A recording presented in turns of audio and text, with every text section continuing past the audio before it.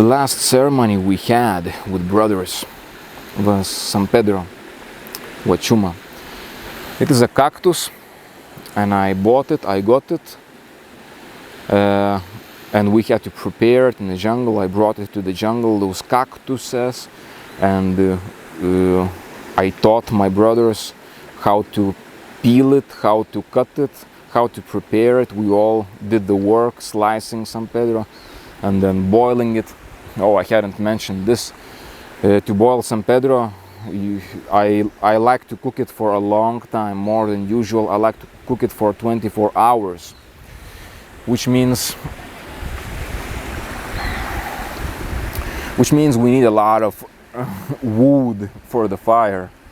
And one of the days me and my brothers, we went to the jungle to bring the wood. We brought a lot of wood. It was also a beautiful experience, masculine experience, going out with a machete and with saw and with axe into the jungle and picking those dry woods, big logs, strong man. Until we had enough food. We had enough wood to cook San Pedro for 24 hours, and then we were cooking it, and we were taking turns. In the night we also were taking turns, so that we could rest, but somebody would be by the fire so that it doesn't die, and San Pedro keep on boiling, while at the same time you can chant your mantras, your ikaros, your prayers, your intentions. You can put your love to this San Pedro medicine as we were boiling it. It's a part of the process, of the shamanic process. Put your energies, your respect, your prayers. So San Pedro was already empowered with a lot of prayers of 24 hours, and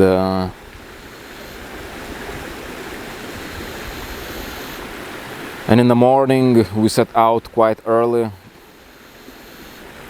to go to the river, Anyakiwi River, that we have passed by when going to the Virgin Jungle House. So we went down the mountain to the river, and we walked by the river to find a very incredible place, very nice places there by the river, very, very beautiful, incredible places by the river. And this is where we drank San Pedro.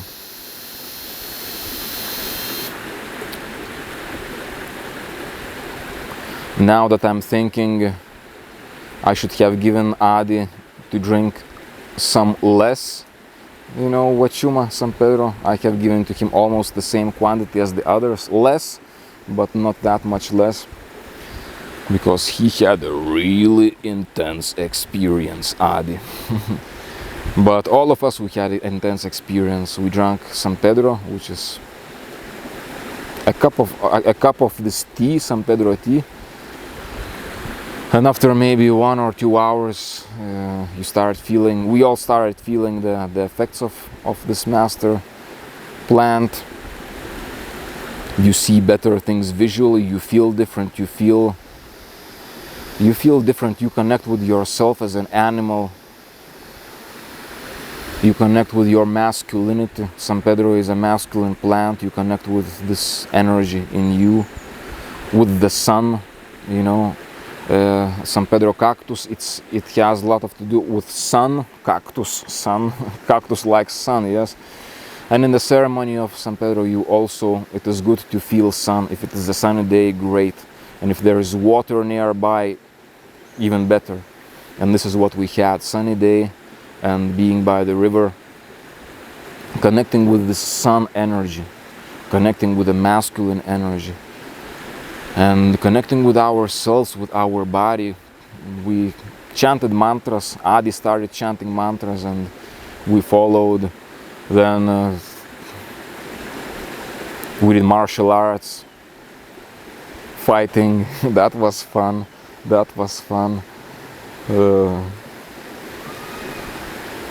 Peter taught me some jiu-jitsu. We did some boxing with James. spent a lot of time in the water, just soaking in the water, you know, being in the stream, feeling the sun, laying down, feeling the sun, feeling connected, laughing. San Pedro is a longer experience than ayahuasca. San Pedro usually lasts like 8 hours, and therefore it lasted the whole day. It was like a day in paradise, there by the river, the sun, the water, and profound experiences, as I'm saying, regarding our connection with ourself, our masculinity, especially, yes, that had brought substantial amounts of healing as well, spiritual and emotional healing as well, to me and to the boys, the brothers. However, the most special part, which was like absolutely epic, was well, that wasn't that epic for Adi at the moment, Aditya, but his experience turned out to be much more intense than the rest of us guys. And by the time when it started to become like evening, and we have to go back to the jungle house, which means we have to go up the mountain now for like 1 hour. But Adi was still very deep in his experience, and for him was very difficult to walk. For him was more difficult to, yeah, he was flying on San Pedro, and basically we carried Adi on our backs up the mountain. That was the most badass experience of the retreat, because we were like going up the mountain, but Adi would stop and stop because he was, you know, so high on San Pedro. And we knew that we have to get back to the jungle house before it gets dark, because if it gets dark, be alone in the jungle in the dark is not a good idea.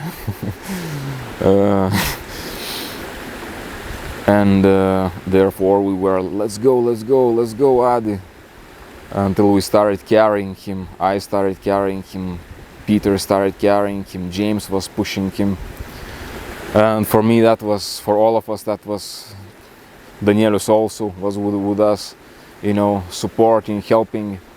That was like being in war, like brothers in war. And we have one of our brothers wounded. He cannot walk. Adi cannot walk. So we carried him on our backs up the mountain. That was so badass, you know. I would carry some weight, and Peter would carry some weight, and we would be pushing him, James, you know, Danielus. You know, such team effort, helping each other. We are not gonna leave you alone, Adi. You know, let's go. Jump on my back. And that was like, yeah, being in the war, and one of the brother soldier is deeply wounded, cannot walk, and we have to carry him. That was just like that, you know. And we were still on San Pedro, still feeling this San Pedro consciousness experience, tripping, call it as you might. It felt like really being in war kind of situations, and that was such a connection with masculinity to all of us, was so profound, so empowering in this masculine way, that this is what men do. They take care of each other, you know. And yeah, it is difficult to go up the mountain, this steep mountain, but we can carry our wounded brother with us. It's like, wow. So we made it back to the jungle house, and for Adi, the whole experience lasted much longer than the rest. Basically, I was with him, sitting by his side and chanting mantras to him for like until 3 a.m. We drank San Pedro like at maybe 7 in the morning, and it lasted for Adi until 3 a.m. It was very intense for him, but Yeah, he lived actually heaven, but also hell in that experience, and we all of us, we were aware of that. You know, Adi was suffering a lot, but at the same time, what he mentioned, what he told himself later on is that all of it was worth it, because it helped him liberate and heal and liberate himself from some like really bad things. And yeah, man, we could see Adi much better after San Pedro and after other ceremonies as well, which makes me very happy, makes all of us very happy. Yeah, to see all of us better, because we connected with each other, we knew each other's stories, we shared the stories of our life, of our pain, of our things, what we need, what we want, and therefore to see each other's spiritual story throughout this retreat was special to see how everybody was finding something, some profound healing or understandings or empowerment through this retreat. It was beautiful to see the change of everybody, like the way when everybody came on the first day to the when we met in the village, how everybody were and how everybody, the brothers, looked, myself including after the retreat, after 2 weeks, was such a change, man. Spiritually, personally, we all came back like more empowered, more better in different ways. And for me it is so beautiful and so meaningful to see this. And yes, the San Pedro experience was the big one. Was the last experience. And after San Pedro, the next day we rested at the jungle house. This is where we ended the dieta. And I spoke so much about the whole retreat, I didn't speak about the dieta. So basically the dieta, the regime, what we were eating very simple food, no salt, no sugar, no spices, no oil, no fats. Basically food that was more simple. However, everybody enjoyed that food. There's a mosquito flying on top of the camera. I don't know if you can see me. So the food, the dieta is simple. However, everybody enjoyed that, which makes me also very happy. But the last day, as a way of ending the dieta, ending the retreat, we had our the most delicious meal. We basically ended the dieta with chicken soup, with salt and with spices. We ended the dieta this way so that, well, it's a part of shamanic tradition, shamanic practices, shamanic dietas. How you enter and how you exit the dieta. I don't know if I want to make a long video about it, but we ended the retreat with delicious chicken soup that everybody said was their best soup they ever tried.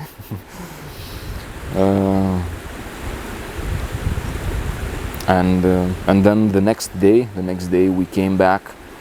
We walked again through the jungle to get back to the village where I am now, because that was the end of the retreat and time to get back to life, you know. And in the days afterwards, you know, brothers were leaving one by one, you know, taking their flights. Although some brothers had stayed for quite a long time. James had stayed around for like 1 month. Peter even more. And well, that was kind of the end of the retreat, which for me is very beautiful to remember, very special to remember. Was an enriching experience to me, to my heart. I feel that this retreat made me more beautiful myself. Also, having met my brothers, I have learned things from them, listening to them, you know, and the deep connections we have had in the ceremonies and in just living had empowered me in different ways. But at the same time, to see that the participants, my brothers, all of them are happy that they have come, and to see the change in them is so beautiful, so meaningful to me. To see how Danielius is now badass Danielius. How Adi was talking with Adi. The last time I talked with him was very, very happy to hear him, and the way he sounded different, much better, makes me so happy. And the same about James, same about Peter. I'm happy to see the improvement my brothers had in their lives after this retreat. It is very meaningful to me to see that the work I'm doing, the work I have done as a shaman, as a guide, that it brought such beautiful things, such beautiful change. For me, it is a very meaningful thing, and it makes me very happy. I feel very blessed, very fortunate, very grateful to experience this, you know, to be a part of this, to be a part of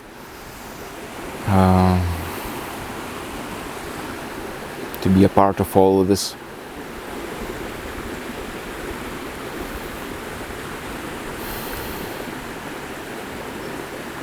And with all of this, I think I'm gonna be ending my videos about the shamanic retreat.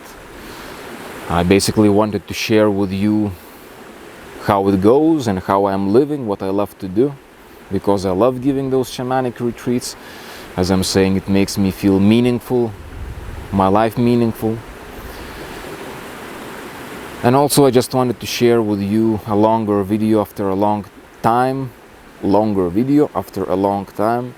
because I wasn't making longer videos for a long time, and I wanted to share with you my energy, how I talk, how I am, how I speak, how my eyes shine, how my face looks like, and to share with you what's been in my life. And definitely the retreats I give is a very important part of my life. Having said that, yes, I'm gonna continue giving shamanic retreats in the jungle house, but also in different places. If you are interested, if you would like to come and be a part of those retreats, write me, you know, let's coordinate when. I would be very happy to have you come. People who are following me, watching my videos, I know that there is already a connection between me and those people, between me and you, basically. So there is a connection between us, otherwise you wouldn't be watching my video. And therefore it is also very special for me to meet those people who feel connected to the way I am and what I speak. So it would be very beautiful to have you come to my retreats. Anyways, wishing the best to you from the bottom of my heart, and have a beautiful day.